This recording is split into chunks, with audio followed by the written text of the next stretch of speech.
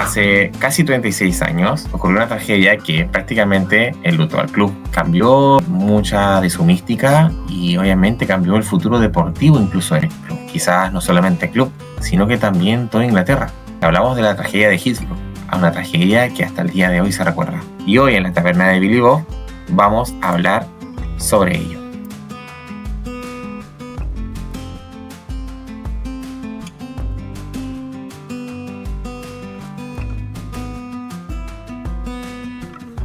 Hola Andresito, ¿cómo estás?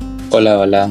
Bien dentro de todo, pero como conversábamos detrás de cámara, uno igual intenta documentarse antes de estos videos más serios, entonces estábamos revisando videos, documentales, testimonios de lo que pasó en Hillsborough del 89 y es fuerte, pues entonces uno queda igual como nada con ese sentimiento ahí que vamos a ir conversando. No, totalmente, y bueno, vamos a un poquito a hablar sobre lo que es la tragedia de Hillsborough.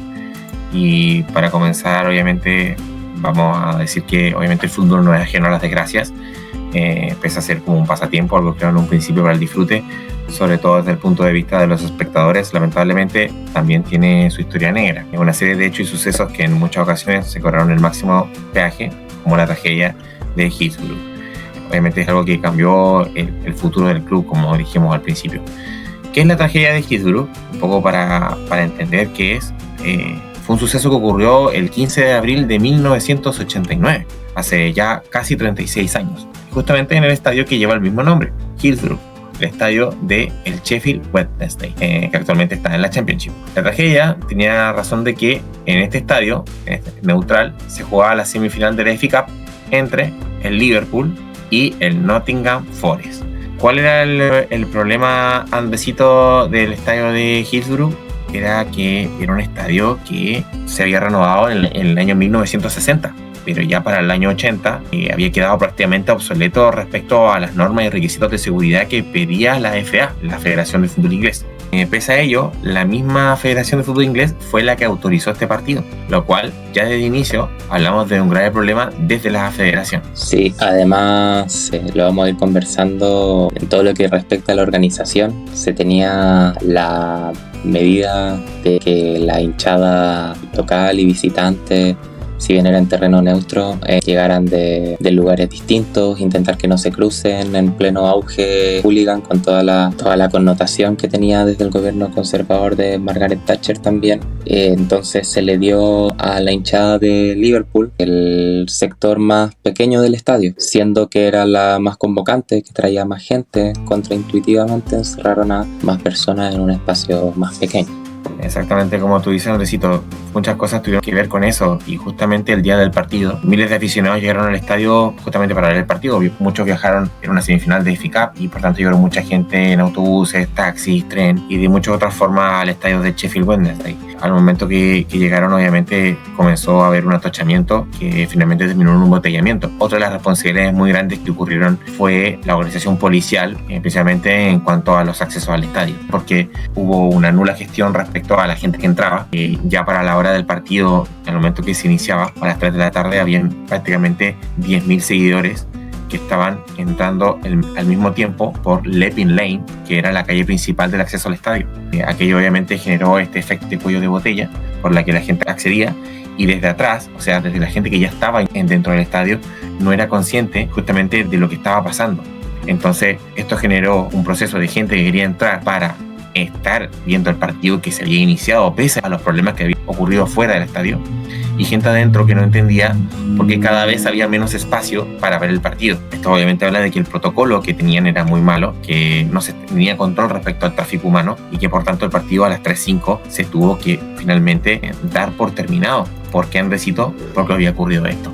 Literalmente mucha gente estaba sin poder respirar, o mucha gente tenía que saltar justamente a la cancha de Hillsborough para evitar morir. Sí, totalmente. Y es que en realidad las negligencias vinieron, estaba buscando el nombre en específico, siempre se me olvida. El único condenado, el oficial de seguridad del estadio, es Graham McCrell, que siendo todo lo convocante, que era una semifinal de FA Cup, con los antecedentes de la tragedia de Heysel detrás, incluso con el auge de la cultura hooligan y todos los incidentes que podían ocurrir, no se le ocurrió mejor idea que dejar a cargo a un novato, derechamente un novato, porque quien venía haciéndose cargo de este tipo de eventos en la ciudad no se hizo cargo en esta ocasión. Y como comentaba Christopher, en realidad la gente terminó atochándose un cuello de botella porque según iban entrando por la única entrada que les tenían habilitada a este lugar tan pequeño que estamos comentando, el flujo de gente era muy grande, pero controlable en la medida que solo había una entrada por fiscalizar, por así decirlo. Y este sujeto, en conjunto con los cuerpos policiales, decidieron abrir una segunda puerta con la agravante de no haber postergado el inicio del partido. Y por algo mencionó Hazel también, porque esa final se terminó jugando a pesar de todo lo que había ocurrido. Con lo cual se abrió una segunda vía por la cual se terminó atochando todavía más la gente. Y a diferencia de lo que hoy podemos ver en Premier League, donde los jugadores están sin una barrera de por medio con hinchada, no se da como aquí en Latinoamérica con estas rejas gigantes o barreras de vidrio, cualquier cosa. Ahí había estos cercos altos por cómo se criminalizaba a la gente, sobre todo a los Scouser, que no permitieron que la gente pudiera salir, no permitieron que la caja torácica se les expandiera. Entonces es una cuestión terrible. Sí, no, terrible, y como tú decías, también no era solo eso, sino que mucha gente en su desesperación comenzó a saltar las vallas, o como también se puede ver, saltaban a las gradas superiores, o sea, trataban de llegar a través de montarse una persona sobre otra, tratar de llegar a ellos. La respuesta de las ambulancias también fueron muy lentas porque los accesos eran muy limitados. Recordemos que el estadio era muy obsoleto para la época en cuanto a seguridad, entonces también las ambulancias llegaron muy tarde, no estaban las camillas, el oxígeno no estaba a disposición, y eso terminó obviamente por provocar una tragedia, que es justamente esta, que fue que en el momento de la tragedia en el estadio murieron prácticamente 94 personas. Luego 2 más morirían en el hospital, y a posterior, 30 años después, producto de las secuelas ocurridas, moriría Andrew Devine, la víctima número 97 de esta tragedia. Otra cosa que hay que recordar es que de todas las personas que sufrieron la muerte, estaban personas que estaban entre los 10 y 19 años. 41 personas tenían entre 10 y 29, o lo que es lo mismo, 79 fallecidos tenían menos de 30 años, lo cual obviamente enluta aún más la situación. O sea, eran muchos hinchas jóvenes, papás que perdieron a sus hijos, los mismos hijos que perdieron a padres jóvenes, etc. Entonces no fue menor. Incluso, por ejemplo, Steven Gerrard perdió a su primo, y dice que eso fue algo que lo marcó en torno a su carrera cuando él tenía prácticamente 10 años. Entonces es una tragedia que enlutó no solamente a Liverpool, sino que a toda la ciudad, porque bien sabemos que nuestra ciudad la compartimos con el Everton, y ellos también tienen familia en Liverpool, y por tanto es una ciudad completa que se lutó contra la tragedia. Sí, y no sé, creo que esto excede incluso las diferencias que se van ampliando cada vez más entre el jugador endiosado con sus millones de sueldo y el común de los hinchas, porque si nos ponemos en situación, estábamos hablando de que sin celulares, redes sociales, los jugadores los estaban obligando a jugar sin ni siquiera saber cómo estaban sus familias que estaban en las gradas. Kenny Dalglish dirigiendo con todo lo que había pasado también en Hazel, o sea, es una locura.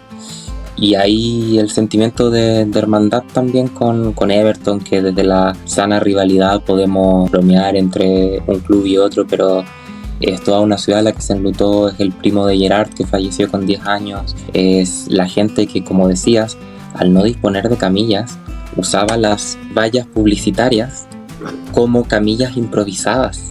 Entonces es una debacle, creo que sin precedentes, y espero de corazón que no vuelva a ocurrir nada siquiera similar. Y hablábamos también de Andrew Devine, la persona número 97 cuya muerte se atribuye a la tragedia de Hillsborough tras tantos años con daño cerebral.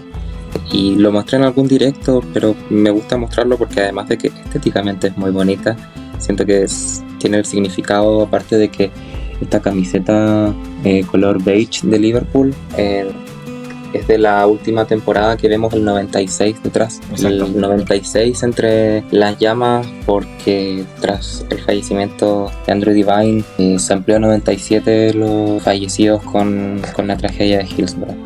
Sí, totalmente. Y justamente si hablamos justamente de los 97 fallecidos, hay que buscar responsables. Bien lo dijimos anteriormente que mucho tuvo que ver la policía, mucho tuvo que ver la Federación Inglesa en prestar un estadio que prácticamente estaba obsoleto, el embotellamiento y la poca gestión que tuvo la policía en general, pero también hay que hablar del gobierno como tal.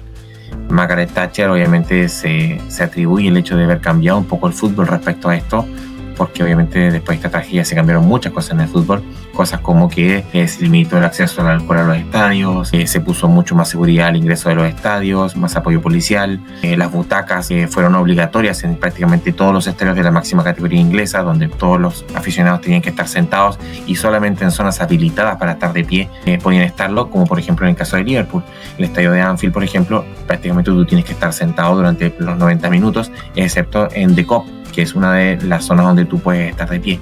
Esto antes no ocurría, estaban todos de pie. Por lo tanto, son cosas que Margaret Thatcher cambió en este evento.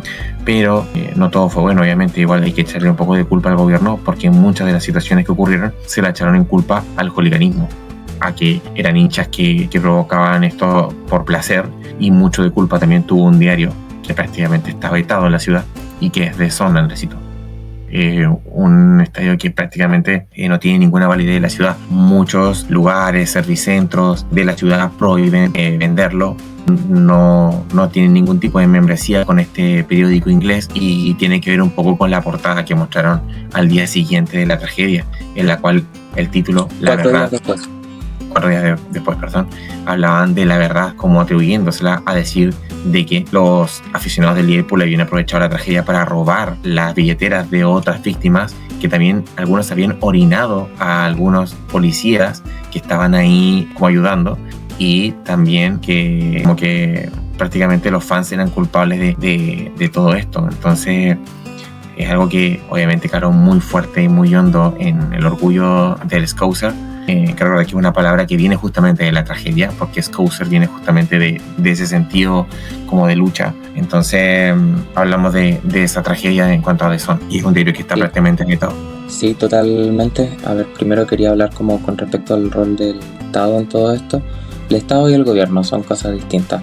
Por el Estado hablamos del cuerpo policial, cuyo mandato era muy desde la criminalización de la hinchada, cuando después vemos en las estadísticas que gran parte de los fallecidos eran menores de edad. Estaba buscando ahora el nombre, no recuerdo bien quién era como el comandante en jefe de la policía, pero está confeso de haber manipulado no solo la investigación en fiscalía, haber dado la instrucción de que se hiciera énfasis en el examen toxicológico de los hinchas para atribuirse lo que eran personas alcoholizadas, sino que también la instrucción explícita de cambiar o borrar cualquier testimonio de cualquier testigo que hablara de negligencia policial.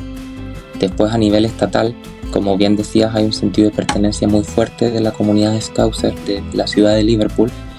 Y uno de los motivos, por ejemplo, de la rivalidad con el Manchester United no es solo que es el segundo equipo más grande de Inglaterra contra el primero, que en mi criterio es Liverpool. Data de mucho tiempo atrás, en la revolución industrial, como Liverpool, como una ciudad portuaria, le vendía a Manchester, quienes terminaron poniendo un impuesto que desbarató básicamente toda la ciudad y bueno, nos dejaría en una pobreza inmensa que siguió muchos años después. A día de hoy incluso se escuchan cánticos ofensivos muchas veces desde ciertos sectores de la hinchada mancuniana. Está este cántico que le cantaban a Park Ji-sung, que le decían que quizás él coma perros, pero que podría ser peor, podría ser un Scouser comiendo de la basura. Y es un poco la mentalidad de la aristocracia que tenía Margaret Thatcher. Margaret Thatcher, la mal llamada Dama de Hierro, que, bueno, con posterioridad a esta tragedia y con el aval siempre a la policía para que no se le ensuciara su imagen, buscó que los medios como The Sun dieran una cobertura sesgada de todo lo que había ocurrido y mandató el informe Taylor, desde el cual habría cambiado todo el aparataje con los estadios, los protocolos, para evitar que algo así volviera a ocurrir. Incluso con un clasismo muy fuerte detrás, porque creo que hasta el Bambino Pons lo recordaba hace unos meses, no recuerdo, o bueno, no sé, unos meses, ya hace unos años, pero hablaba de el cambio en los espectadores, no solo en las medidas, sino como básicamente en el quintil socioeconómico. Yo, como Margaret Thatcher, en todo mi cinismo, voy a enfocarme en que el fútbol deje de ser una afición de masas y pase a ser una cuestión con los precios que vemos hoy día, y así supuestamente evitar tragedias como las que ocurrirían. Y The Sun guarda el boicot hasta el día de hoy en la ciudad de Liverpool por esto y otras atrocidades que publicarían. Faltó por traducir la tercera, y hacía el énfasis en que esto ocurrió 4 días después, porque no es algo que con la desinformación de la inmediatez comunicaron mal, sino que tuvieron 4 días para sopesar todo lo que había pasado y aún así decidieron publicar esta atrocidad. Y bueno, decía que el tercer punto, nos faltó traducirlo, dice que algunos de los fans del Liverpool golpearon al personal médico que estaba dando respiración boca a boca a los que estaban moribundos. Entonces era de verdad una instrumentalización de la prensa, un punto absurdo que siguió hasta mucho tiempo después, porque The Sun sacó una nota de Ross Barkley, el jugador del Everton en su momento, comparándolo con un mono por su apariencia física, por su inteligencia, y diciendo en la misma nota que todas las personas con dinero en Liverpool son narcotraficantes. Nota de la cual nunca se retractaron, como sí se retractaron recién, creo que en 2012, por esta portada, pero el boicot persiste. O sea, por algo Jürgen Klopp no le respondía a las preguntas a The Sun, por algo hay todavía no solo bufandas con la palabra justicia, sino carteles inmensos llamando al boicot de este medio de desinformación tan grande como es The Sun, y que bueno, solo contribuyó a que creciera el estigma sobre la población de Liverpool. Estoy de acuerdo contigo. Y bueno, agregaría que justamente, como decías tú, después cambió justamente a esta portada tarde después, muchos años después, como también el gobierno. El 12 de septiembre del 2012, una comisión de investigación independiente publicó una resolución por la que se deduce que la policía fue la más directamente responsable de la seguridad del estadio aquel día, y por lo tanto la culpable de la tragedia. El primer ministro de aquella época, David Cameron, ofreció sus disculpas en la Cámara de los Comunes, y en la cual la mayoría de las familias de las víctimas sintieron que finalmente se hizo justicia. Pero todo no acababa ahí, aunque también hubo siguientes investigaciones creadas después en el 2014 que siguen buscando justicia de los fallecidos, porque pese a esto y a toda esta situación, hay mucha gente que aún sigue libre o que no ha reconocido los errores previamente de tal. Entonces hablamos de una tragedia que hasta el día de hoy continúa su lucha por mucha de la gente de Liverpool. Como era la representante era la madre de uno de los fallecidos, que era muy muy conocida en Liverpool, que incluso tenía un mural en la ciudad y que falleció hace un tiempo atrás, y que fue una de las grandes luchadoras. Anne Williams y Jenny Hicks. Anne Williams, justamente.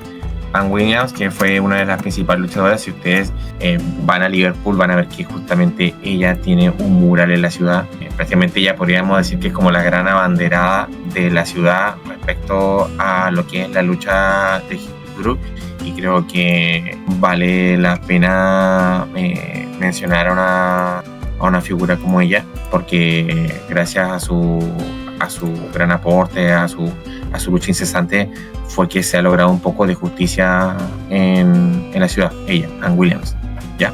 Así que es importante mencionarlo. Pasando igual un poquito a la parte ya como de lo que tiene que ver con el memorial, son muchas las cosas que se viven en esta época en Liverpool.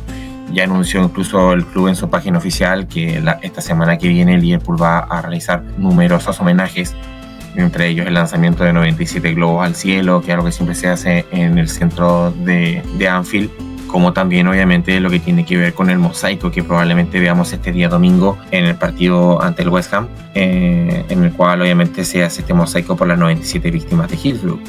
Otra de las cosas que se hace también es visitar el conocido memorial que está en uno de los costados de Anfield, en la cual están escritas las 97 víctimas y que alrededor se pueden ver los numerosos, no sé cómo decirlo, regalos no son como ofrendas que se le dejan a las distintas personas en aquel lugar.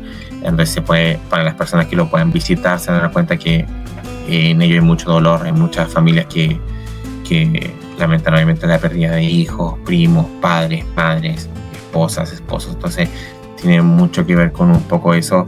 Es un lugar de mucho como dolor, pero que se junta con una parte importante de la historia del club y que muchos clubes a lo largo del mundo, siempre que hay un partido ante Liverpool, visitan este memorial para dejar sus ofrendas. Y imagino que West Ham United también lo va a hacer, o por lo menos sus directivos. No me cabe la menor duda que va a ocurrir eso el día de mañana. Otra de las cosas que ocurran de Cito es esta, que justamente es la visita al memorial del capitán del club, como también del entrenador, que va a ser la primera visita justamente de Arne Slot al memorial. Estaba revisando, no recordaba el nombre del dueño del Everton. Se llamaba Bill Kenwright, que me quedó la espinita cuando estábamos hablando de Anne Williams. Él dio un discurso el 2013 para el aniversario de la tragedia de Hillsborough y hablaba justamente de que no es solo que la prensa se equivocara en cómo ven a la gente de Liverpool, sino que se equivocaron estimando lo fuertes que son las madres en Liverpool. No sé, parecido a las madres de Mayo o bueno, cuando ocurren tragedias así de masivas, siempre la figura femenina como Anne Williams destaca. Y lo otro que se hace presente es como una antítesis. El minuto de silencio va a estar sí o sí cuando se dé inicio al encuentro en Anfield. Por las 97 personas fallecidas, recordaba palabras de Brendan Rodgers cuando dirigía al Liverpool. Le tocó coincidir con la muerte de Margaret Thatcher y le preguntaban si es que estimaba que debía haber un minuto de silencio porque falleciera una ex primera ministra de Estado. Y él dijo que el único minuto de silencio que debe haber en Anfield es por las 97 víctimas, para que veamos un poco cómo es la relación con Margaret Thatcher en la ciudad. Y lo otro que va a ser para ponerse los pelos de gallina va a ser el You'll Never Walk Alone. el siempre icónico You'll Never Walk Alone, que vamos a ver a gente emocionada hasta las lágrimas cantándolo porque toma más fuerza aún cuando se cumplen años de una tragedia tan injustamente cubierta por los medios, tan encubierta por la policía y cuya justicia se sigue buscando aún a día de hoy. Totalmente. Y justamente igual antes de pasar a esto, complementar que una de las razones también porque Liverpool como club y la ciudad en general prácticamente nunca canta en las finales, por ejemplo, de Copa de la Liga, donde se canta el himno de Reino Unido, que es Dios salve al rey o Dios salve a la reina, dependiendo de quién esté, es justamente por esto, por el poco y nulo ayuda que tuvieron, no solamente la tragedia, sino como igual tú decías, recito, la época industrial, donde prácticamente los dejaron abandonados, muchos en la total pobreza a esta ciudad. Así que mucho se debe también a esto, una lucha social que ha ocurrido durante muchos años. Y pasando a esto, Andresito, justamente vamos a ver a Arne Slot también por primera vez dejar su memorial, algo que también hace el club en su rama femenina y también los juveniles.